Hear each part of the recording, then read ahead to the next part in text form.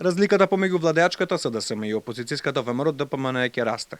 Тоа се случува во континуитет во изминатите 3 години. Односно по локалните избори во 2021 година ВМРО ДПМН има се поголема поддршка од граѓаните.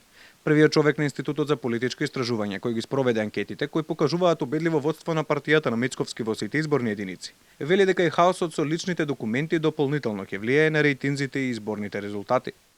Хаосот кој што се создаде со патните исправи со личните документи ќе има влијание. Сега какво ќе биде влијанието, ќе го видиме со следните испитувања. Но дека ќе има влијание, тоа е сигурно.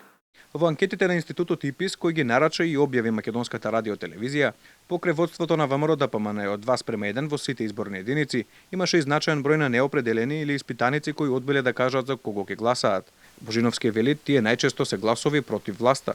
Од оние кои што се неопределени и не знаат за кого ќе гласаат, еден дел ќе остане дома, но другиот дел ќе гласа, дел за оние кои што сметаат дека ќе биде победник, дел ќе гласаат за повторно против власта, односно за опозицијата, без разлика за која партија од опозицијата, и дел ќе гласаат за одредена партија за која што можеби не им е пријатно да кажат дека се незини поддржувачи. Инаку врз основа на бројките од испитувањето на јавното мислење кое го спроведе Институтот на репрезентативен примерок, Алфа ТВ според Донтовиот изборен модел пресмета како би изгледал законодавниот дом по изборите.